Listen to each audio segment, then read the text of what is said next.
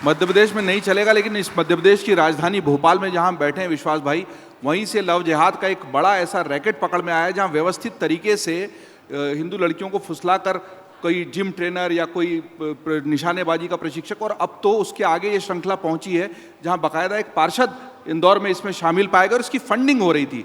आप सरकार में बैठे हैं, सरकार इसको लेकर कितनी गंभीर है क्या?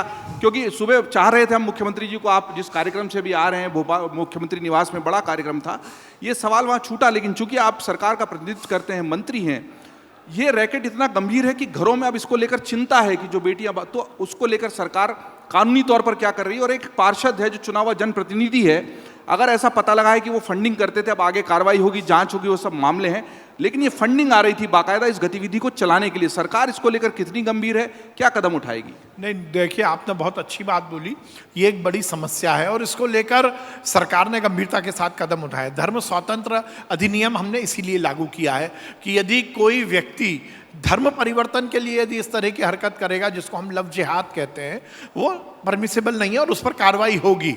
और इसीलिए धर्म स्वतंत्र अधिनियम के तहत हमने कानून बनाया, उसके तहत लोगों पर केस दर्ज हुए हैं। जो आप इंदौर का प्रकरण बोल रहे हैं, वो निश्चित रूप से सोचने लायक है और हमें विचार करना पड़ेगा कि यदि ऐसी बातें, और इसीलिए मैं कह रहा हूं, जो मैंने कहा ना, उस पर आपत्ति हुई, कांग्रेसियों ने मेरे पुतले जलाए, मेरा ये कहना है कि यदि समाज में कोई कुरीति है तो कुरीति को तो सख्ती के साथ निपटना पड़ेगा। इसीलिए मैंने कहा था लव जिहादी की छाती पे गोली मारो। हो सकता है आपको लगता हो कि मैंने थोड़ा सा एज मिनिस्टर मुझे ये बयान नहीं देना चाहिए, पर कानून नागरिक, देखिए, गोली मारना तो हमारे कानून में नहीं है। हमारे यहाँ ये है कि अगर पाया गया कि उसने ऐसा कृत्य किया तो उसमें जो फांसी हो। अच्छा, एक बात बताइए कि कोई आदमी यदि कस्टडी में था तो भगना कानूनी है?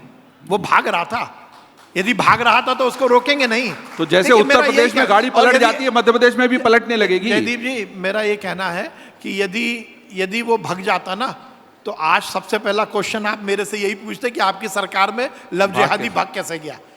तो पुलिस की तो दोनों तरफ से मरने वाली स्थिति है। इसलिए जो हुआ ठीक है, सख्ती के साथ निपटना पड़ेगा और निपटेंगे। मध्य प्रदेश में लव जिहाद वाले मामले अब होंगे नहीं, आप ध्यान रखिए। नहीं होंगे, ये आश्वासन मंच से मंत्री जी दे रहे हैं, हम सब ताली बजा के इसलिए स्वागत कर सकते हैं कि समाज से जुड़ा हुआ एक गंभीर प्रश्न है। मैं आपके दूसरे मंत्रालय पर आता हूँ, सहकारिता, जिसको लेकर बहुत चर्चा भी रहती है। सहकारिता में मध्य प्रदेश में इतना काम हुआ है कि एक समय में पहचान रही, बड़े बड़े सहकारिता के संस्थान चले, बैंक चली, सोसाइटियाँ चली, लेकिन सहकारिता में उतनी ही अच्छाई के साथ उतनी बदनामी भी घुसी, घोटाले भी सामने आए, चाहे ज़मीन के हो, सहकारी संस्थाओं के हों। और सहकारिता मंत्रालय एक ऐसा मंत्रालय रहा जिसमें कभी भी पूरी फाइलें क्लियर हो ही नहीं पाती। एक फाइल जो पहले खुली हुई उसी पर पूरा काम नहीं होता। वैसे मंत्रालय को आप संभाल रहे हैं, आप मुस्कुरा रहे हैं, इसका मतलब आप इसकी गंभीरता से खुद ही वाकिफ हैं, क्योंकि अब तो आप मंत्री बनकर बैठे हैं। क्या लोगों को राहत मिलेगी और सहकारिता का वो स्वर्णिम युग फिर से लौट के आएगा मध्य प्रदेश में? नहीं, आपने बहुत अच्छी जैसे अमूल की कोऑपरेटिव सोसाइटी है, हमारे यहाँ की भी है, पर हमारे यहाँ की कोऑपरेटिव सोसाइटियाँ मध्य प्रदेश की वहाँ नहीं पहुँच पा रही हैं जहाँ पहुँचना चाहिए। नहीं, आपने बहुत अच्छी बात बोली। और देखिए, ये बहुत सुनिश्चित है कि जब से आदि अनादि काल से ये व्यक्ति है, समाज है, तब से सहकारिता है। बिना सहकार नहीं उद्धार, ये नारा है। पर उसके साथ साथ हमने कोशिश की है कि इसके पीछे एक लाइन और जोड़ें, बिना सहकार नहीं उद्धार और बिना संस्कार नहीं सहकार। बिना संस्कार के सहकार नहीं हो सकता। आपकी बात बिल्कुल सही है, सहकारिता से बहुत अच्छे अच्छे काम हुए, पर भ्रष्टाचार के मामले भी बहुत सारे सामने आए। हमने कोशिश की है और देखिए, ये बाय एंड लार्ज पूरे देश की स्थिति है। सहकारी आंदोलन को लेकर बहुत सारे प्रश्न चिन्ह लगे हैं। कुछ राज्यों में बहुत अच्छा काम हुआ, महाराष्ट्र, गुजरात, केरल, इनमें बहुत अच्छा काम हुआ। मध्य प्रदेश में भी कुछ सेक्टर में बहुत अच्छा काम हुआ। पर कहीं ना कहीं, अब मैं राजनीति इस मंच से नहीं करना चाहता हूं, पर हमसे पुरानी सरकारों में, आप राजनेता हैं तो राजनीति तो आपसे अछूती रह नहीं सकती, आप चाहेंगे तो आप इधर इशारा कर रहे हैं कांग्रेस के कार्यकाल के सहकारिता के भ्रष्टाचार, बोल ही दीजिए। हाँ, वही मैं बोल रहा हूँ। ये जो आपने अर्बन सेक्टर का जो आप जो बोल रहे हैं, हाउसिंग की जिस सोसाइटीज़ की आप बात कर रहे हैं, हाउसिंग सोसाइटी का भ्रष्टाचार कांग्रेस के समय ही हुआ। हम तो उसको लपेटते फिर रहे हैं, हम तो उसको ठीक करने की कोशिश कर रहे हैं। पर यह बात सही है कि उसके बाद देश में ये बात फिर से स्वीकार हुई कि यदि इस देश को, जो हमारे प्रधानमंत्री जी का सपना है कि 2047 में यह हिंदुस्तान आज़ादी का जब 100वां वर्ष मनाएगा तो हिंदुस्तान विकसित राष्ट्र के रूप में स्थापित हो। और जब विकसित राष्ट्र के रूप में स्थापित होना है तो प्रधानमंत्री जी ने कुछ अलग अलग मिशन लिए हैं। उसमें से सहकारिता एक उन्होंने बहुत शक्तिशाली तरीके से उसको अपने हाथ में लिया, और इसीलिए आज़ादी के इतने साल बाद पहली बार सहकारिता मंत्रालय बना, और इस देश के यशस्वी गृह मंत्री अमित शाह जी को सहकारिता मंत्री भी बनाया गया, जो कि इस सरकार के बहुत विश्वसनीय मंत्री हैं। तो सहकारिता को लेकर देश में बहुत काम हो रहा है। माननीय मुख्यमंत्री जी के नेतृत्व में मध्य प्रदेश में भी हम काम कर रहे हैं। माननीय अमित शाह जी और मोदी जी ने सहकार से समृद्धि हमें नारा दिया है कि हर सेक्टर में हम सहकारिता के माध्यम से नए रोजगार के अवसर सृजित करें। जैसा आपने कहा कि जब हमने मध्य प्रदेश में नवाचार किया था और मेडिकल की एजुकेशन को हमने हिंदी में शुरू किया, तो इस बार सहकारिता मंत्री बनने के बाद भी हमने एक नवाचार किया है जो शायद देश दुनिया के सहकारिता के इतिहास में पहली बार हो रहा है। हम एक नया कॉन्सेप्ट लाए, CPPP, cooperative public private partnership. हम कोऑपरेटिव सेक्टर को अब प्राइवेट सेक्टर के साथ कोलैबोरेट कर रहे हैं। हम कॉर्पोरेट सेक्टर और कोऑपरेटिव सेक्टर के बीच में दोनों को मिलाकर बिजनेस करना चाहते हैं। जैसे कि सपोज कोई एक मैन्युफैक्चरिंग इंडस्ट्री है जिसका रॉ मटेरियल एग्री बेस्ड है, अभी वो प्रोक्योर करता है किसानों से अलग अलग, उसको भी दिक्कत होती है, किसानों को सही दाम नहीं मिल पाता, सही समय पर पेमेंट नहीं मिल पाता। हमने उसको पूरा चैनलाइज करने की व्यवस्था की है। अब कॉर्पोरेट सेक्टर और किसान के बीच में हमारा पैक्स रहेगा जो कोऑपरेटिव सेक्टर है।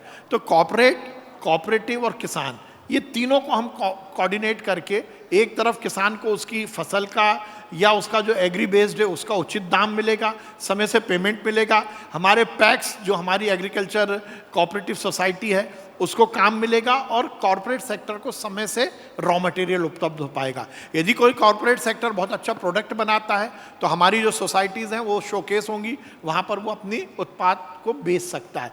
ऐसा एक नया कॉन्सेप्ट हम लेके आए हैं CPPP का, CPPP, और उसके माध्यम से हम एक नया सृजन मध्य प्रदेश में करने वाले हैं।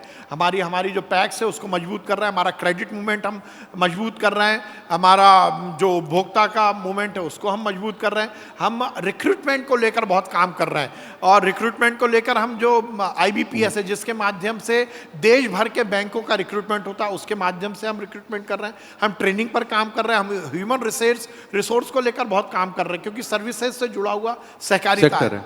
मैं इसलिए टोक रहा हूँ विश्वास भाई कि आपकी भी आगे की व्यवस्था है, मुझे भी समय का इशारा हो रहा है, एक सत्र है आगे का जिसको हमने किया। हम उम्मीद करते हैं कि सांची जैसी संस्था और ऐसी दूसरी संस्थाएं जिनमें बहुत संभावना थी कि मध्य प्रदेश के इस पूरे सहकारिता को, यहाँ के दूध को, यहाँ के उत्पादों को देश स्तर पर वो हम सपना ही बन के रहेगा। उम्मीद करते हैं आप ये CPPP वगैरह कह रहे हैं इससे वो संभव हो। आखिरी सवाल आपसे ये है कि आपने संघ से, संगठन से, सत्ता सरकार तक का ये लंबा सफ़र तय किया है, इसके आगे राजनीति में कहाँ पर निगाह है, कहाँ जाने का स्वप्न है? कोई कुर्सी, कोई पद, कोई ऐसा है जिसके ऊपर आपको लगता है कि विश्वास सारंग जाना चाहते हैं? देखिए, मैं एक बात आपसे कहना चाहता हूँ। जरूर। मेरे पिताजी जो मेरे गाइड, फिलोसोफर, मेरे भगवान सब कुछ थे, उन्होंने मुझे एक शेर याद कराया है। बोलिए। और ये इंसाइक्लोपीडिया ऑफ लाइफ है, जिंदगी का फलसफा है। रोज रात में मैं वो शेर याद करके सोता हूँ, इससे सब कुछ आपको निकल के आ जाएगा। आपका क्वेश्चन सुनाइए इरशाद। पद पर कहाँ पहुँचना, नहीं पहुँचना, ये सब तो। और देखिए, राजनीतिक क्षेत्र में काम करते हैं तो मुझे इस मन से कहते हुए कहीं संकोच भी नहीं है कि हर व्यक्ति की महत्वाकांक्षा होती है। अति महत्वाकांक्षा ना हो, महत्वाकांक्षा होना अच्छा है, क्योंकि हम समाज की सेवा के लिए यदि किसी पद को धारण करते हैं तो निश्चित रूप से भगवान की कृपा हम पर होनी ही चाहिए। वो मेरी अपेक्षा भी है। आपकी स्पष्टवादिता के लिए एक बार ताली बजाते हैं, फिर आपका शेर सुनकर इस सत्र को विराम देंगे। मेरी अपेक्षा है कि आप भी चाहोगे कि मैं ऐसा कुछ जाऊं कि लोगों की सेवा कर पाऊं, पर मैं शेर याद करता हूं। मैं चाहता हूं कि जिसके पास कलम और पेन है वो जरूर ये शेर याद करे। नजीर ने एक शेर लिखा है जी, मेरे पिताजी ने मुझे याद करवाया, सुनाया नहीं, याद करवाया है। नजीर ने लिखा है कि कुछ इस तरह से काफिले के साथ चल नजीर, कुछ इस तरह से काफिले के साथ चल नजीब, कुछ इस तरह से काफिले के साथ चल नजीर, जब तू ना चल सके तो तेरी दास्ता चले। क्या बात है, जब तू न चल सके ना रहे तो तेरी दास्ता चले। पद तो आते जाते जयदीप जी, पर भगवान की कृपा बनी रहे, पद भी मिले, पर पद पर बैठने के बाद जमीन पर जरूर नजर रहे। दोनों कदम चले, एक कदम उठे एक कदम जमीन पर रहे, क्योंकि देखिए चलने का भी फलसफा यही है, यदि दोनों कदम हवा में रहेंगे तो धड़ाम से गिर जाओगे, और दोनों कदम जमीन पर रहोगे तो आगे नहीं बढ़ पाओगे। इसलिए एक कदम ऊपर रहे, एक कदम नीचे रहे, जिंदगी में चलते रहें, सब भगवान की कृपा बनी रहे और समाज की सेवा करते रहें। जमीन पर कदम रखकर लक्ष्य पर निगाह रखने की बात कहने वाले विश्वास सारंग जी के लिए तालियां, और अमर उजाला संवाद के इस मंच पर हमसे इस बातचीत के लिए बहुत आभार। और मैं यहीं पर इस सत्र को विराम दूंगा और उत्कर्ष को फिर से एक बार माइक्रोफोन थमा दूंगा।